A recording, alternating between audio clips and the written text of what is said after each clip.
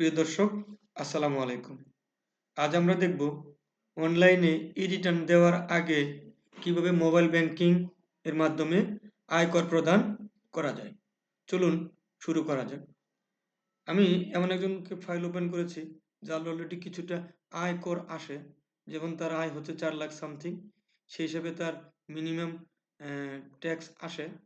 সেক্ষেত্রে এবং তার কিছু কর রেয়াতও আছে। সে হিসেবে তার কিছু পরিমাণ ট্যাক্স চলে আসছে। অ্যা একটু উম সেক্ষেত্রে কিছু রেয়াত বাদে তার মিনিমাম ট্যাক্স ৳৩,০০০ চলে আসছে। এবার আমরা দেখব এই ৳৩,০০০ ট্যাক্স কিভাবে অনলাইন ব্যাংকিং এর মাধ্যমে পরিশোধ করা যায়। যেহেতু উনি এর আগে কোনো ট্যাক্স পরিশোধ করেনি, সেক্ষেত্রে এখানে আমি অ্যা পূর্বের ক্লেম ট্যাক্সে যাব না। সেক্ষেত্রে এই পে নাও অপশনে ক্লিক করব। যেহেতু আমি মোবাইল ব্যাংকিং এর মাধ্যমে ক্লিক করলাম, সেহেতু মোবাইল ব্যাংকিং, কার্ড বা ইন্টারনেট ব্যাংকিং এর মাধ্যমে আমি এটা পরিশোধ করতে পারব। আজকে যেহেতু আমি কার্ড বা ইন্টারনেট ব্যাংকিং এর মাধ্যমে করছি না, মোবাইল ব্যাংকিং এর মধ্যে ক্লিক করব।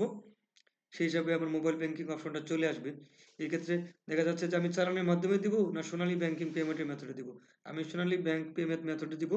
তারপর আমাকে এরকম একটা উইন্ডোতে নিয়ে যাবে। আমি কিছু সময় ওয়েট করব। তারপর আবার মোবাইল ব্যাংকিং এ ক্লিক করব। আবার ব্যাংকিং এ ক্লিক করার পরে আমি কোন মেথডে যাব? বিকাশ, রকেট, পেমেন্ট বা এরকম আমি বিকাশে পেমেন্ট করব।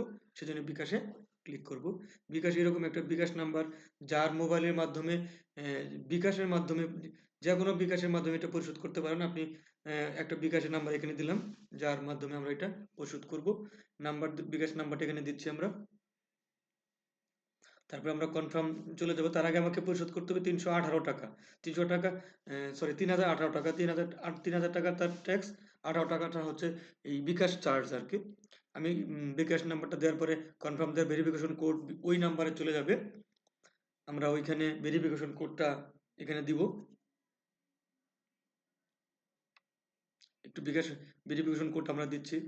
দেওয়ার পরে এখানে ওই বিকাশ নাম্বারের পিনটা দিব, অর্থাৎ যার বিকাশ নাম্বারের মাধ্যমে আমরা এটা পাঠাচ্ছি।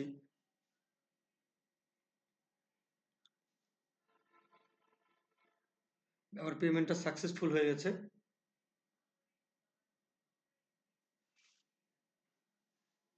আমরা কিছু সময় ওয়েট করব। দেখেন আমার হচ্ছে যে আমরা যে টিন নাম্বারের জন্য দিয়েছিলাম এটা সাকসেসফুল হয়েছে এবং ট্যাক্স আমার এখানে চলে গেছে। আমি হোমেও চলে যেতে পারি, মাধ্যমে আবার ওই জায়গায় চলে গেলাম। দেখেন এখন আর ট্যাক্স, তার কোনো ট্যাক্স দেখাচ্ছে না। ট্যাক্স হচ্ছে 0। এই যে টোটাল পেমেন্ট হলো 0। তার মানে এখন আর আমার পেমেন্ট করা নাই। এই যে ট্যাক্স পেমেন্ট হয়েছে আমার 3000 অলরেডি ট্যাক্স পে করা হয়ে গেছে। সুতরাং এখন আমরা সেই আহ, আবার এখন জমা দেওয়ার জন্য চলে যাব। সাবমিট টু রিটার্নে চলে যাব। প্রসিড টু রিটার্ন সাবমিট আমরা চলে যাব। যার পরে তার এরকম একটা উইন্ডো আবার আসবে। আমরা পুরো ফাইলটা একবার চেক করে নিব যে ঠিক আছে কিনা। চেক করার এই যে আমরা দেখেন এখান থেকে আপনি চালানটা ডাউনলোড করতে পারবেন। আপনি যে চালানটা দিয়েছেন তার একটা কপি আপনি এখান থেকে ডাউনলোড করতে পারবেন। এটা আপনি ডাউনলোড করে রাখতে পারবেন, প্রিন্ট করতে পারবেন। তারপর প্রয়োজন মতো আপনি এটা আবার ব্যবহার করতে পারবেন। দেখি আমরা দেখে নিলাম আরেকবারও। আপনি পিডিএফ করতে পারবেন, ডাউনলোড করতে পারবেন। আবার এখানে আপনি ইচ্ছামতো আপনার যা করা দরকার আপনি করে রাখতে পারবেন। সুবিধার্থে আমি ডাউনলোড আবার করে নিলাম। একটু সেভ করে রাখলাম। আপনি চাইলে আপনি এটা করতে পারেন। জি, আমরা এখন আবার